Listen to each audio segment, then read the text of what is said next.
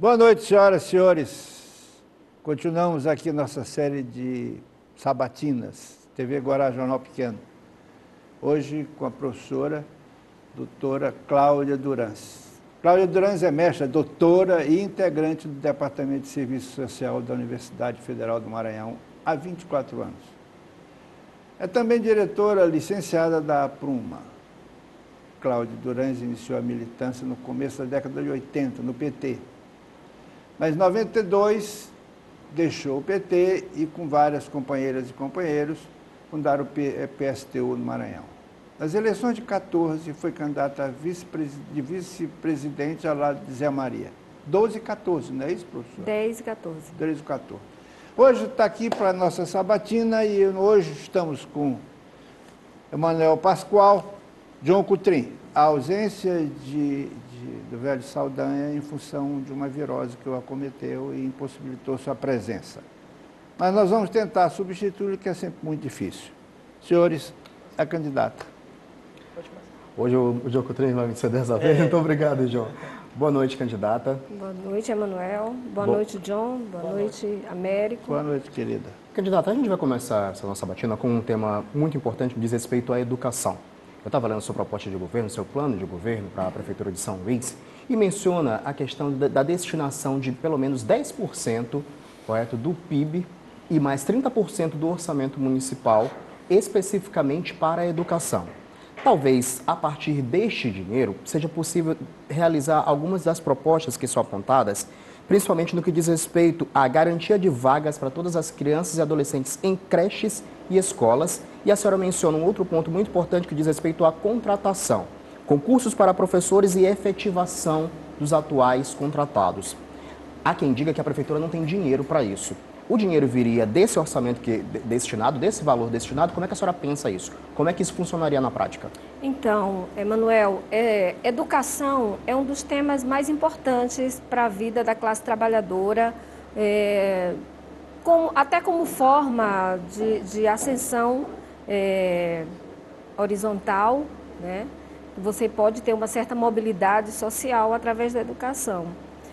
Além do mais, a educação é a possibilidade que o ser humano tem de se apropriar dos conhecimentos historicamente produzidos pela humanidade, de você se entender na sociedade enquanto ser humano, de você, pela educação, pelo conhecimento, o ser humano pode se tornar livre e pode contribuir com as transformações necessárias na sociedade.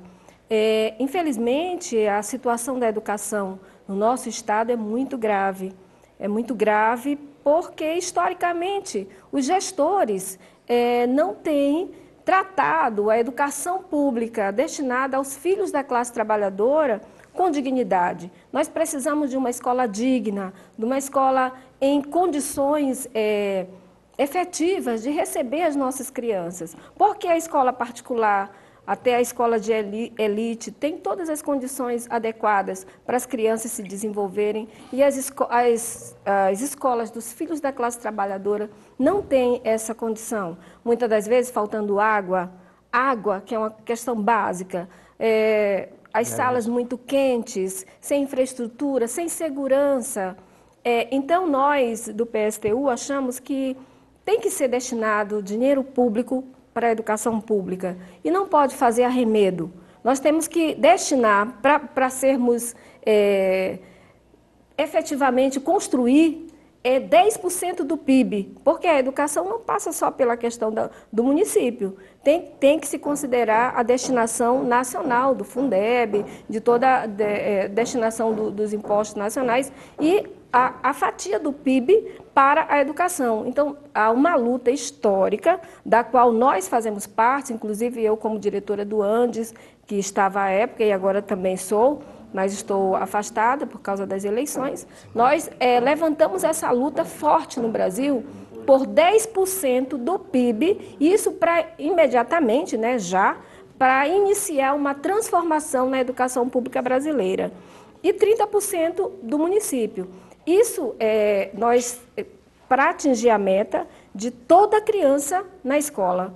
todo jovem na escola. E uma escola, na concepção que a gente discute, uma escola de tempo integral, não as balelas que falam aí de escola de tempo integral, mas uma escola, inclusive de formação politécnica, de formação integral, de formação onde o ser humano possa adquirir conhecimento, adquirir formação, ter lazer, utilizar o esporte, onde as crianças não precisarão estar nas ruas, como a gente vê hoje, a situação bastante grave de que hoje a gente vê crianças de 11 anos, de 12 anos, sendo assassinadas até pela própria polícia, por situações as mais diversas possíveis, tipo sujeitas ao tráfico de drogas. Então, nós achamos que esse é um dos elementos essenciais, sem a qual nós não poderemos resolver o problema da educação. Mas, então, perdão, candidata, é porque essa é uma política de longo, médio prazo.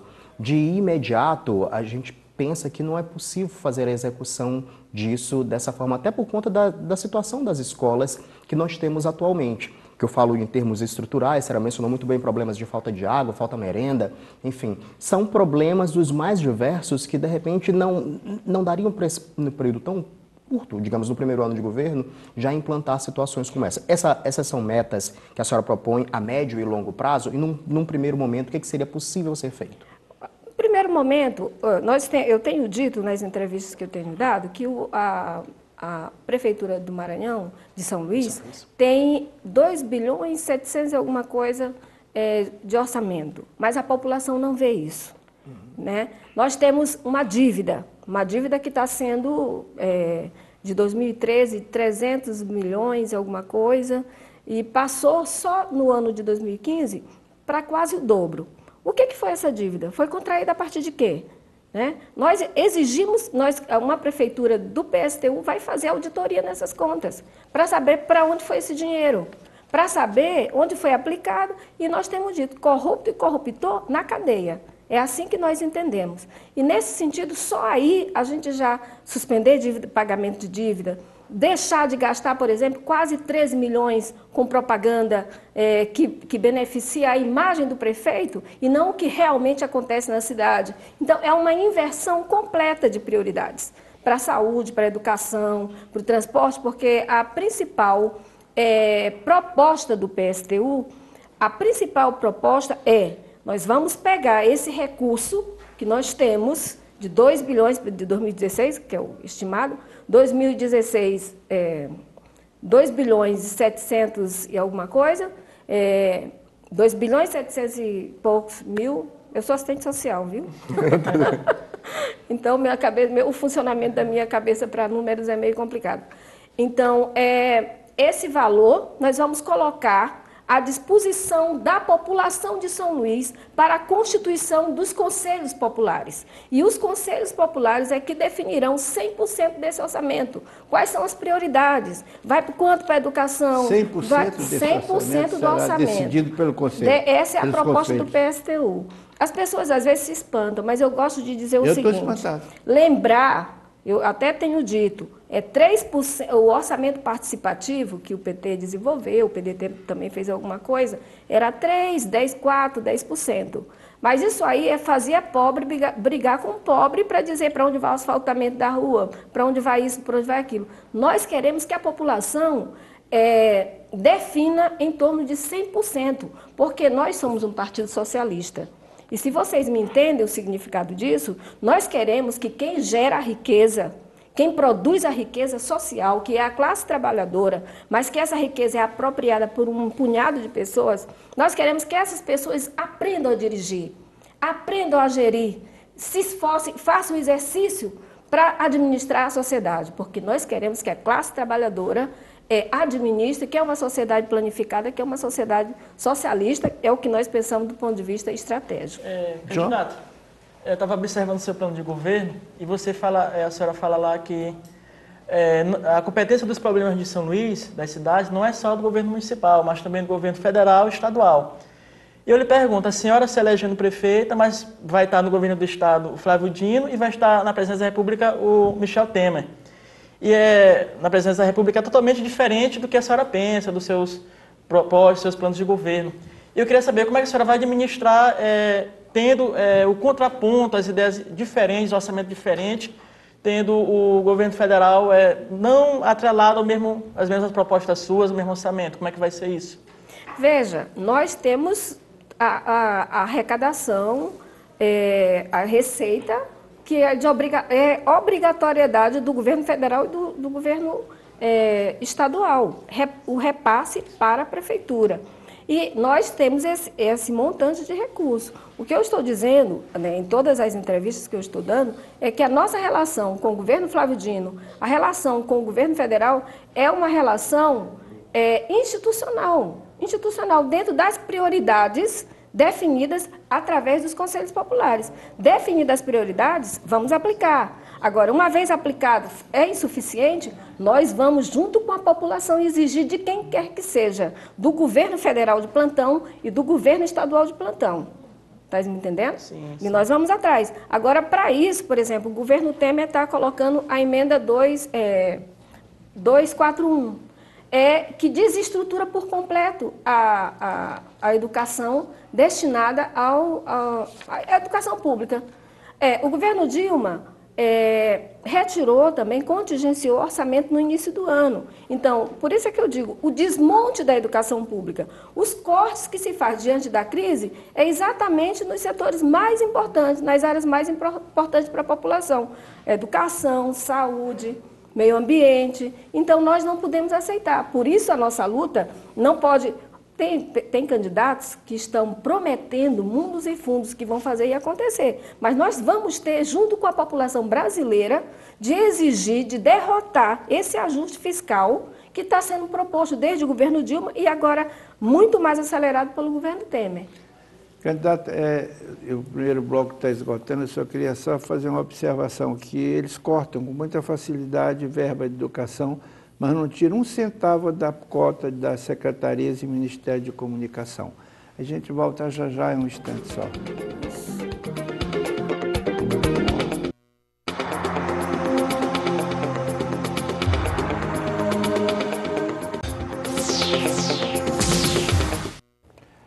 Sabatina, TV Guará, Jornal Pequeno. PSTU, Cláudia Durães, professora, doutora, mestra, candidata a prefeita de São Luís do Maranhão. John? Candidato, só em relação à pergunta passada, só para esclarecer, quando falou de orçamento de 2,7 bilhões municipais, é algo fictício, depende da arrecadação, né? Não é algo exato, é uma projeção. Mas, no tocante, o senhor falou do governo socialista. E eu queria saber como será esse governo socialista, o que a senhora vai fazer diferente na prefeitura, como é que a população vai participar de fato do seu governo. Então, o que é o governo socialista dos trabalhadores? Primeira coisa, nós, em torno dos conselhos populares, é um governo sustentado nos conselhos populares, que significa que nós vamos estimular a população a participar da vida pública, da vida política. Porque o que se faz hoje? A democracia que existe hoje na sociedade é uma democracia representativa. A democracia que eu digo é a democracia dos ricos. De 4 em 4 anos ou de 2 em 2 anos, nós somos consultados, os candidatos se apresentam, e aqueles que têm maior poder econômico, e esse poder econômico, não vou nem dizer da forma que se chega, pode ser pela corrupção, pela exploração do trabalho alheio, mas Caixa são 2, Caixa 3, exatamente. E esses candidatos compram os votos da população, estimulando várias situações que a gente sabe o cotidiano da compra de voto. Então, nós somos contrários a essa forma de democracia. O que nós vamos estimular é a democracia direta, estimular a democracia operária, como a gente chama, que é um termo mais interno nosso. Significa que nós vamos dizer à população que participe, que venha dizer o que quer. Por exemplo, agora de manhã, eu até... domingo retrasado, nós fizemos uma caminhada na comunidade do São Raimundo, onde nós pudemos observar toda a condição do bairro, inclusive dos bairros próximos, das ocupações, dos loteamentos que não são atendidos, não são vistos pela Prefeitura Municipal. E o loteamento, a ocupação Lagoa Azul, Até a gente fez um vídeo, mostrou a completa falta de estrutura, de saneamento, de água, de posto de saúde, tudo que você imaginar. Que não é a mesma situação que você encontra, por exemplo, no Renascença, na Península da Ponta da Areia, no Calhau.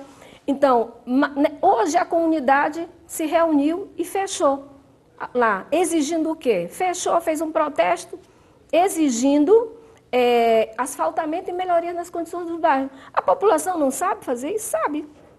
Os gestores são insensíveis. Então, nós temos que incentivar a população. O governo socialista dos trabalhadores significa dizer que nós, uma prefeitura do PSTU, está a serviço dos mais oprimidos, dos esquecidos, dos invisibilizados, e essas pessoas vão participar diretamente. E nós vamos governar, nós não tergiversamos, João Coutrinho, nós vamos governar diretamente para os explorados, para esses setores que a gente está falando, explorados e oprimidos. Evidentemente que eu sei que esse valor é um valor estabelecido a cada orçamento, estabelecido inclusive na lei orçamentária anual, certo? Então, se eu me proponho a ser candidata a prefeita, minimamente eu sei, você não precisa me explicar determinadas coisas que eu já conheço. Então, só para deixar claro, mesmo esse valor, que pode ser insuficiente para todo o pensamento que nós do PSTU precisamos, mas veja que nós temos um pensamento estratégico. E a participação popular nós queremos experimentar, nós queremos que a população participe, que a população defina o seu futuro, nós queremos que os estudantes, que as crianças estejam na escola, nós queremos que a juventude não esteja aí sem fazer nada ou fazendo coisas que não são legais. Nós queremos que a juventude tenha direito a esporte. Isso é um governo socialista, voltado às políticas públicas para os menos favorecidos.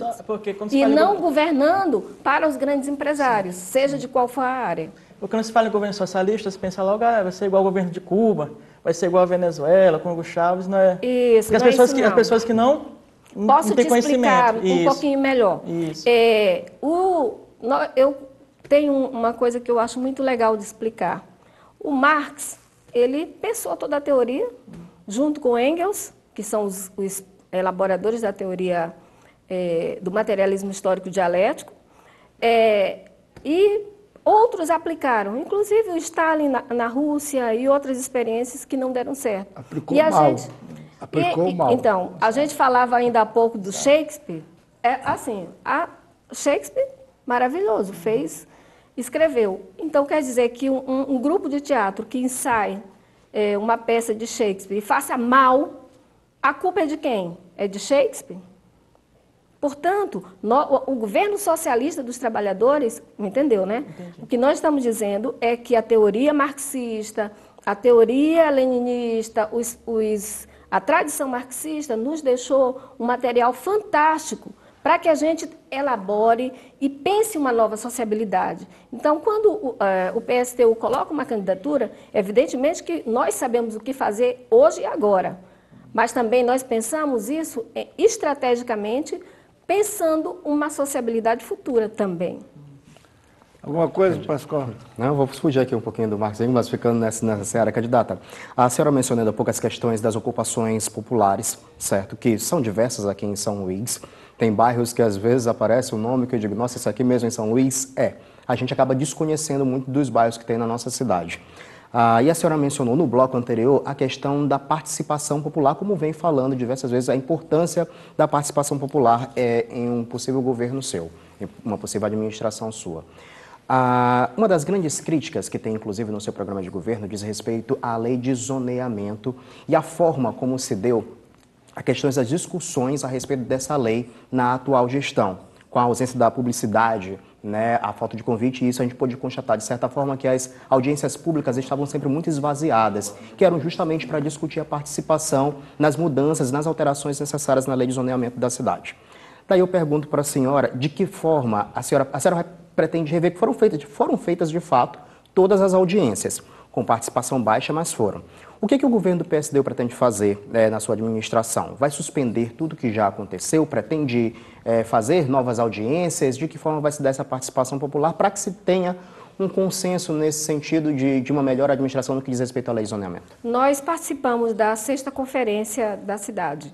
Inclusive é importante, eu não esqueço e gosto de denunciar, que não houve a participação da Câmara de Vereadores, os vereadores não compareceram, tal o compromisso dos vereadores de São Luís, e também não compareceu o prefeito de São Luís.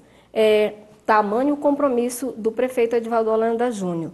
E nessa conferência, eu estava como delegada, nós fizemos um grande debate e exigimos a presença do prefeito. O prefeito não compareceu ainda assim porque estava reunido na Vale do Rio Doce com os empresários. Mostra também qual é o compromisso do prefeito. Estava na Vale do Rio Doce e não foi na conferência da cidade, que tira o planejamento para a cidade de São Luís. E nessa conferência,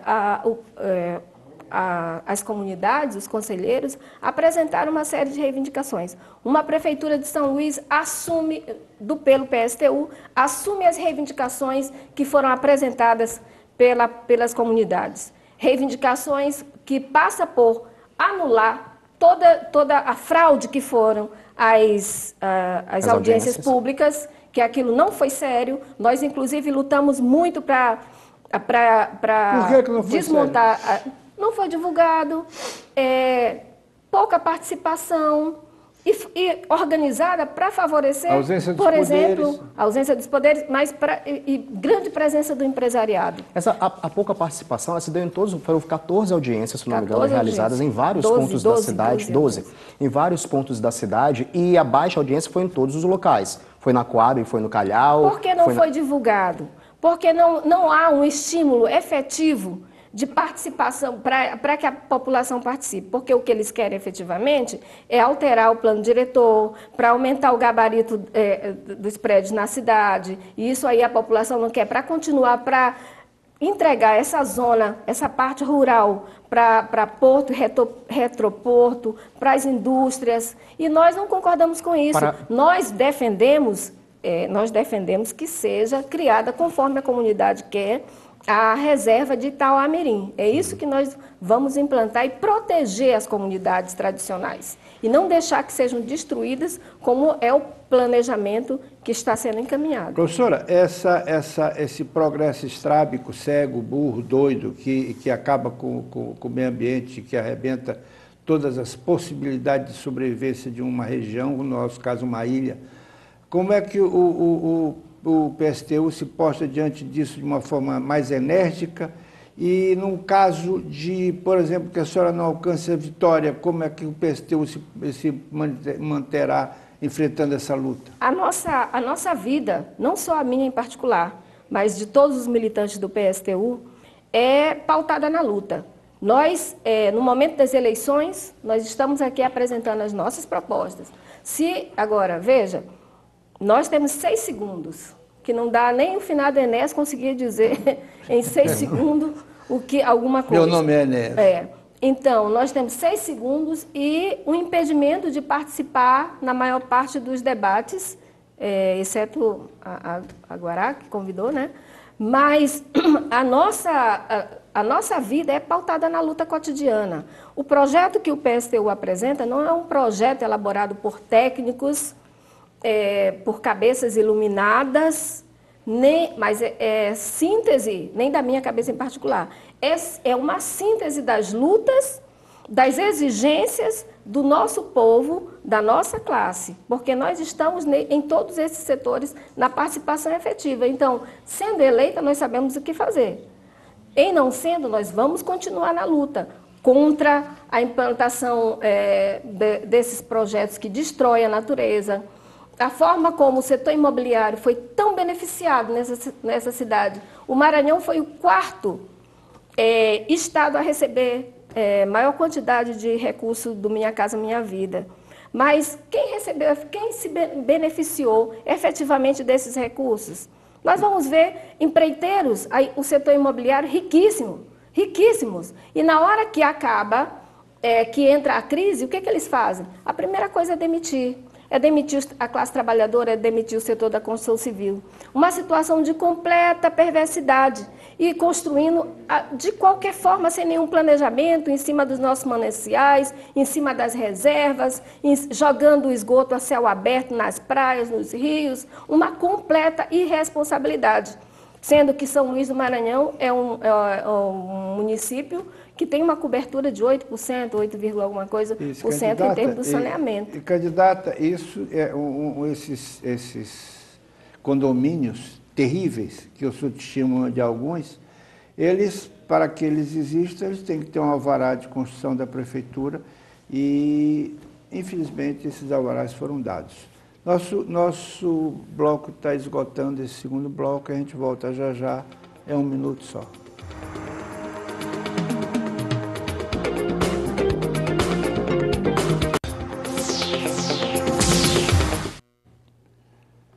Cláudia Durães, candidata a prefeita de São Luís pelo PSTU.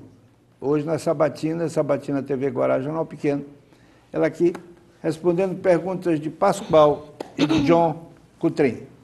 Qual dos dois começa o bloco? Vamos lá, candidata. Eu queria puxar o assunto mobilidade urbana, transporte público mais especificamente, principalmente no que diz respeito à questão de algumas propostas suas, quando fala em transporte.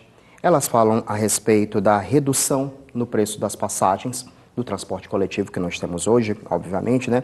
A garantia do passe livre para estudantes, desempregados e idosos.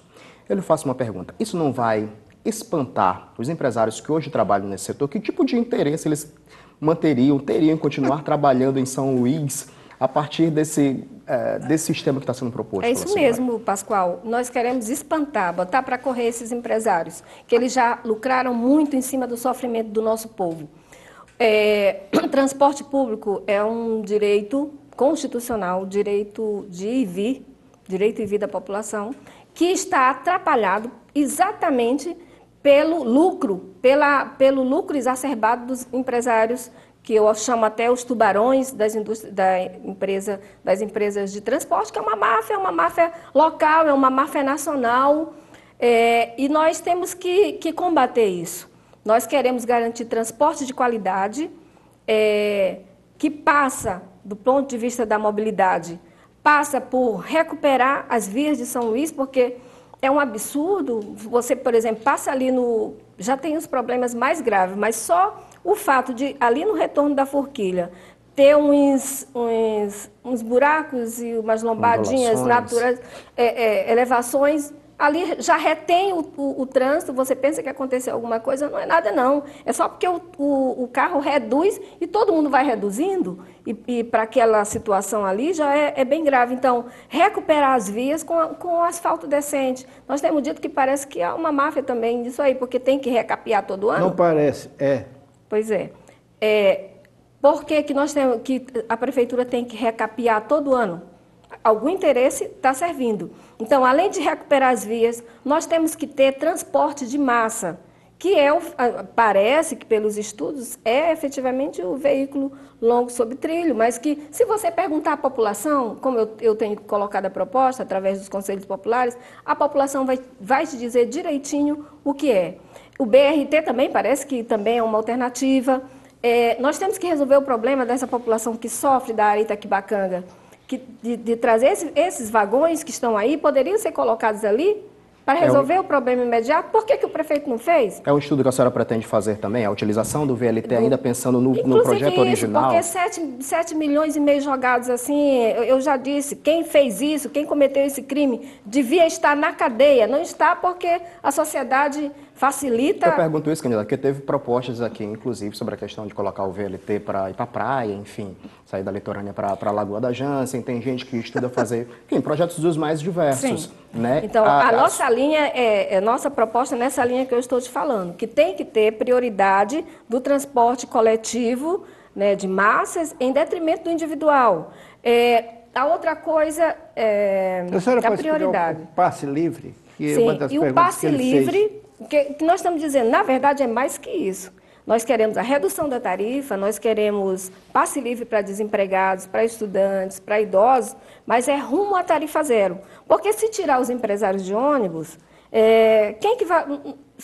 ninguém vai sofrer com isso, só vai melhorar. Porque nós queremos a estatização do sistema de transporte.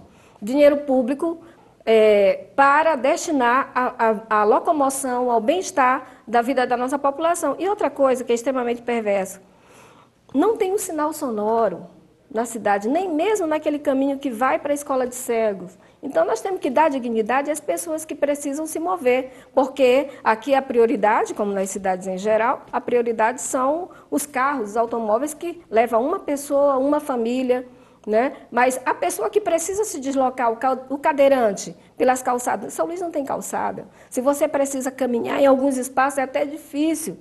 Aí tem o problema das ciclovias, que as pessoas discutem também, mas ciclovias são necessárias. Mas se a gente pensar, até agora tem muitas pessoas que fazem ciclista, né, à noite, que é muito interessante a questão da saúde. No entanto, o nosso povo, o trabalhador que sai lá do São Raimundo, lá da cidade operária, que pega a sua bicicleta e vem de manhã cedo para tentar chegar no serviço, na obra, no trabalho, ele corre risco o tempo inteiro. Quantas pessoas, trabalhadores, nas suas bicicletas não perdem a vida? Então, nós não podemos, uma prefeitura do PSTU não pode permitir isso. Aqui em São Luís, é a única cidade do mundo que tem uma ciclovia em cima da calçada. Lá na Avenida São Luís de França, tem uma ciclovia em cima da calçada. Então, quando sai do carro, não sabe se bate no ciclista, não sabe quem está com a razão. Mas é só um registro, por favor. Candidata, a senhora falou ainda agora de empresários, né? Mas não existe só os grandes empresários, existem os pequenos empresários também, os microempreendedores individuais, que abrem seus negócios, que geram emprego também. Eu acho que isso é importante. Eu lhe pergunto, dentro desse contexto, qual a sua proposta para geração de emprego e renda em São Luís? É muito importante isso aí, porque para os microempresários a gente realmente tem um olhar diferenciado. Porque quem paga imposto nesse país, nessa cidade, são os pequenos, inclusive os pequenos empresários, que são estimulados a serem empreendedores, segundo uma ideologia que você pode se empoderar, que você pode se tornar patrão, mas que na prática, na sociedade capitalista, é muito difícil você ser um Silvio Santos, apenas para justificar. E nós vamos, em relação à redução dos impostos para o microempresário, e tem que ter todo o apoio para apoiar a microempresa. Mas qual é a proposta para gerar emprego que a senhora tem? Só um minutinho, eu só queria lembrar que a grande empresa de transporte, o imposto é 1%, apenas. Mas sim, continuemos. Para a geração de emprego, primeira coisa, nós temos que convocar todos os que foram aprovados em concursos e que não foram chamados. A defasagem em termos de trabalhadores com vínculo regular, concursado, é muito grande. Se a gente pensar, por exemplo, nas SENCAS, que é a Secretaria de Assistência Social, a grande maioria, o peso que funciona com aquela secretaria são de pessoas precarizadas. Mas não só São Luís, no estado, nos municípios do estado inteiro. Então, nós temos que realizar concurso público. Nós temos que contratar para a saúde, para a educação, só aí já vai... Se você tem uma pessoa concursada, um professor, um enfermeiro, um assistente social, na sua família, isso já dá uma folga. Ao contrário porque hoje tudo é parceria público-privada e terceirização, precarização. Nós somos contrários a esse tipo de política. Além do que, é preciso incentivar a pequena produção. Nós somos uma cidade, um estado rico, nós temos muitas possibilidades de estimular a pequena produção na área rural, dando dignidade àquelas pessoas e apoio técnico, professora, apoio financeiro, para produzir alimento barato para vir à cidade, para ser consumido pela merenda escolar. Tudo isso são conexões que podem ser feitas para melhorar a condição de vida do nosso povo. Mas isso só vai fazer quem tem compromisso de classe, quem tem compromisso com a população pobre e sofrida. A senhora acha que uma parceria público-privada, esse capital privado, entraria numa parceria dessa sem pensar em lucro? A parceria público-privada, ela é uma forma de transferência de recurso público a custo zero. Para o setor privado? Para o setor privado. É garantido. Candidata, só a título de esclarecimento, quando a senhora mencionou sobre a questão de termos muito precarizados, muito comissionados, a senhora falando na questão do concurso público, e vai existir uma diferenciação, no caso, em relação aos contratados da educação, ou seja, na educação, a senhora falou lá na sua proposta, no seu plano de governo, que a senhora pretende efetivá-los, realizar concurso público, mas também efetivar esses contratados. Isso. Diferente de outros setores da saúde, dentro do seu governo, vai haver essa diferenciação? Não, não. Não.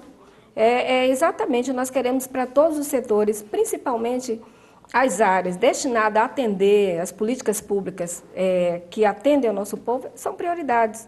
Porque o que a gente vê é que as secretarias que têm recurso e que podem, eles entregam para os setores mais radicalizados do empresariado.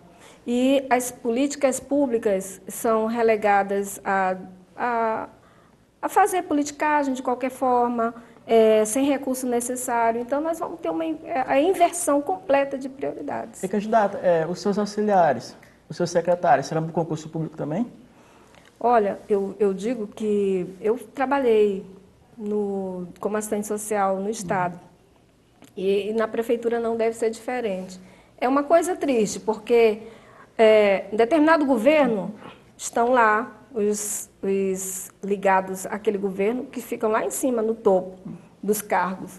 Esse governo cai, esses vão lá para o fundo das salinhas das instituições, das repartições, e sobe outro grupo, se não for um governo de continuidade. Então, nós achamos isso errado. As pessoas têm os funcionários de carreira que conhecem as áreas, os setores. Além disso, nós podemos estimular as pessoas, estimular que a universidade pública, tanto a estadual quanto a federal, contribua, porque existe muita forma de contribuir, existem muitas pesquisas, muitos técnicos, mas, para além disso, nós achamos que esses cargos têm que ser todos eleitos, escolhidos pelos conselhos populares. Eu vou aproveitar a carona aqui na pergunta do John, fugir porque o salário do prefeito de São Luís hoje é o segundo maior do país. A senhora acha justo esse salário? Reduziria o salário do prefeito? Isso é uma indecência. Nós temos discutido que nós defendemos que todo político ganhe um salário igual ao de uma professora. Se uma professora pode viver com esse salário, por que os políticos não podem? Então, nós temos defendido isso. E é muito engraçado, né? O Maranhão é um dos estados ditos mais empobrecidos da federação, disputando com Alagoas, Piauí e Alagoas. E essa informação que você coloca. Do ponto de vista dos governos também, agora não neste governo, mas há algum tempo atrás, os 2 governos mais ricos eram dos estados mais pobres. Então, isso te sinaliza alguma coisa, não é, Américo? E o sinal não é agradável. A gente volta já, não é um produtor que não é 1 minuto, são 3 minutos, é um instante só.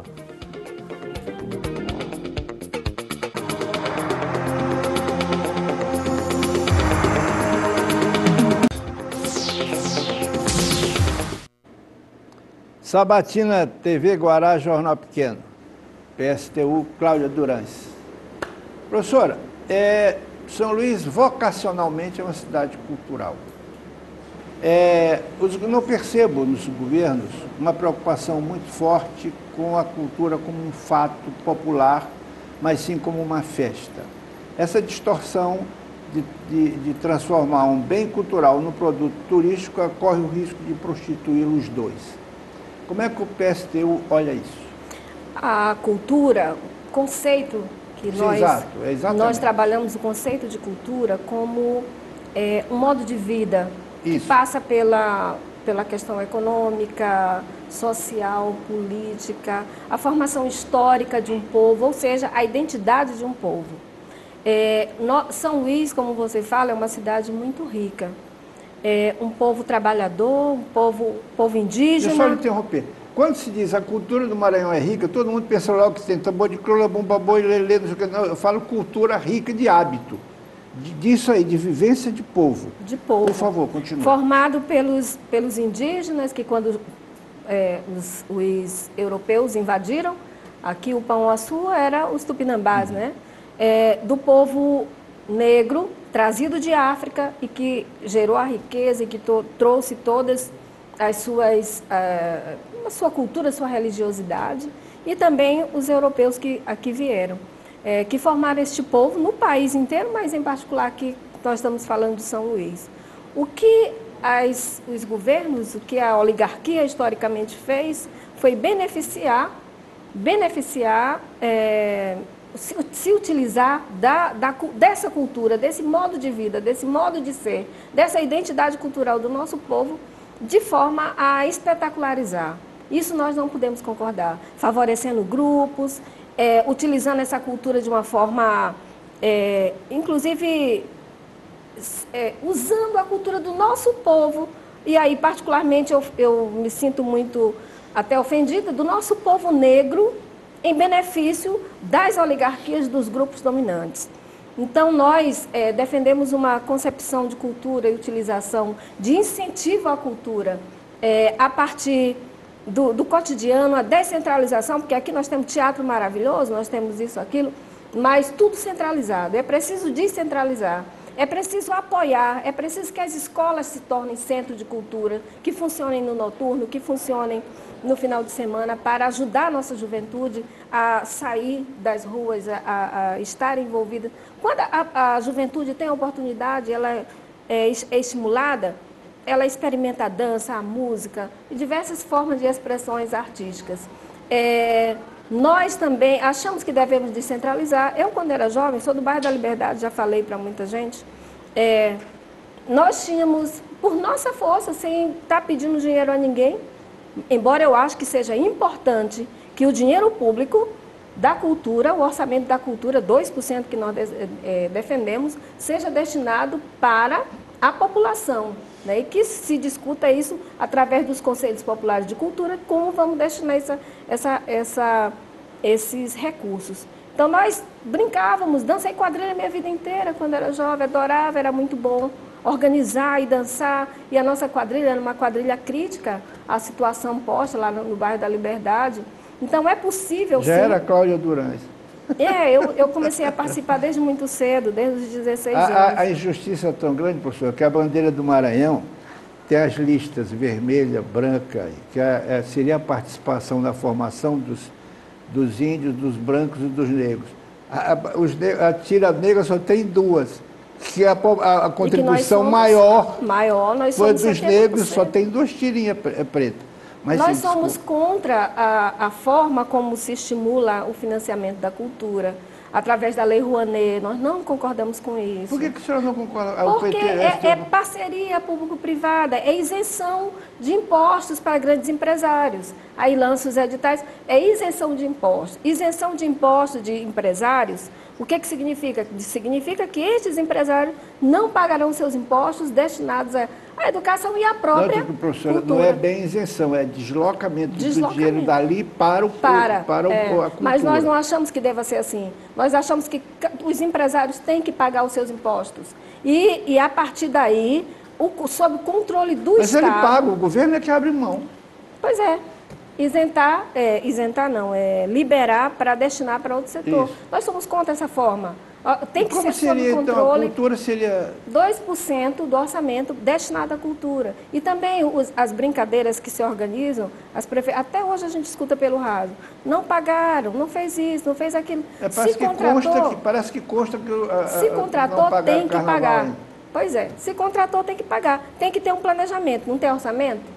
Tem que pagar. Então, nós defendemos uma cultura, o desenvolvimento da cultura, desse ponto de vista, de uma política de cultura para São Luís. E São Luís merece, por exemplo, nós temos aí as nossas praias, que hoje já disseram que está em condições de banho, mas que não se pode, porque não mudou concretamente. Os pesquisadores da universidade disseram que essa metodologia é questionável, de que as praias já foram liberadas. Porque se está sendo jogado mas continua esgoto, jogando lá. Por que agora pode tomar banho? A outra coisa é em relação ao patrimônio arquitetônico de São Luís, né, da parte histórica, que hoje a gente vai nesse centro histórico, é sujo, não tem segurança, não tem higiene. Precisamos recuperar, os casarões estão sendo destruídos. Então, nós temos que ter um olhar diferenciado para tudo isso, para preservar isso que foi construído com sangue negro. Cada casarão desse, cada casarão, cada pedra, foi construído com sangue negro. E nós não podemos destruir, isso é patrimônio nosso. Nós, do PSTU, assim, mais do que qualquer outro setor, qualquer outro, nós reivindicamos para nós a recuperação desse patrimônio. Senhores. Rapidinho, candidato, está acabando o nosso tempo, mas eu queria que você falasse Não, um ainda pouco está de... folgado, ainda tem uns 5 a 6 minutos, pode jogar. Para quem tem 6 segundos. Para quem tem 6 segundos, é muito tempo. Falasse um pouco de saúde, quais são os seus planos, suas propostas para a saúde. Saúde. A saúde nós defendemos. Primeiro que tem que ter a saúde do ponto de vista da concepção da Organização Mundial de Saúde. Saúde não é ausência de doença. Saúde tem que ver com as condições econômicas, sociais e políticas.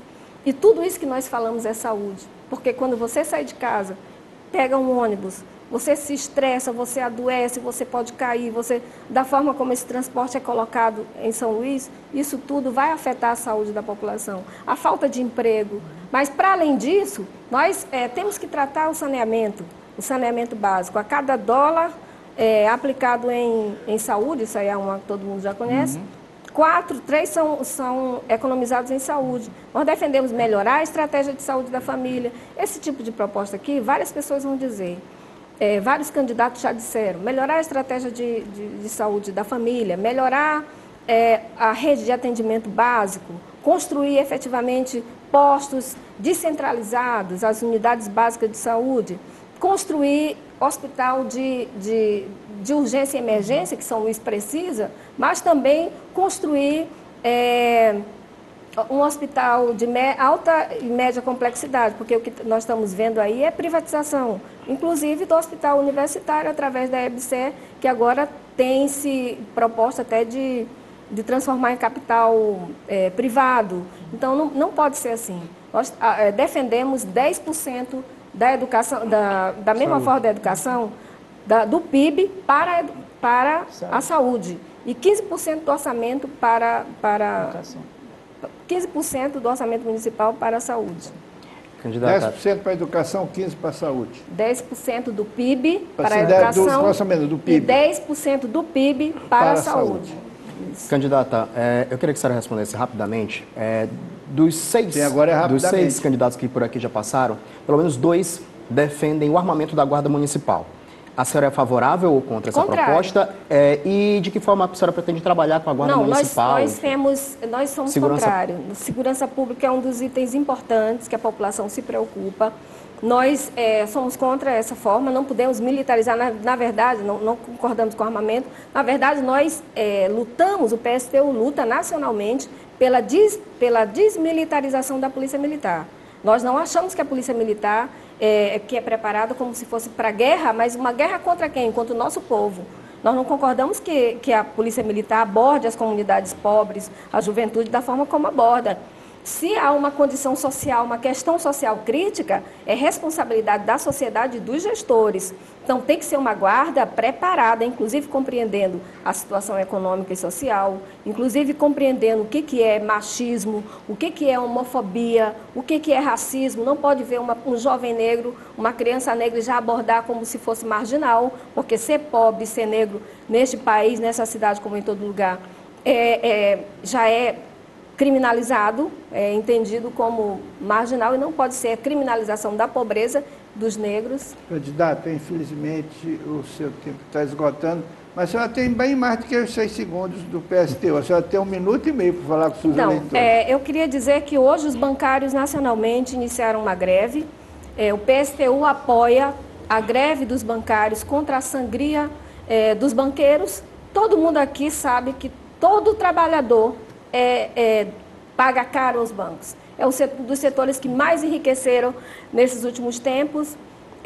Mas também queria dizer que, quando nós fomos à Feira da Cidade Operária, nós encontramos uma situação que foi o Banco Bradesco, e a comunidade nos chamou para denunciar. Tem um vídeo nosso no YouTube, no canal 16, onde eu pensava até que era uma banquinha de jogo de bicho, assim, escondida. E a população, senhoras, idosas, senhores, era um setor do Bradesco que não aceita as comunidades pobres pagarem suas contas e receber algum dinheiro na agência. Então, coloca as pessoas de qualquer jeito. Queremos denunciar e repudiar, e vamos denunciar onde for necessário a situação da indignidade e humilhação que o Bradesco está submetendo a população da cidade operária. E vamos dizer que convocamos a população a entender que só a luta muda a vida. Professora, muito obrigado pela sua participação. Repito, o meu programa a senhora pode usar tantas vezes queira. E a sabatina de hoje com a professora Cláudia Durante está chegando ao fim. Obrigado, Pascoal. Obrigado, John. Muito boa noite e até outra oportunidade.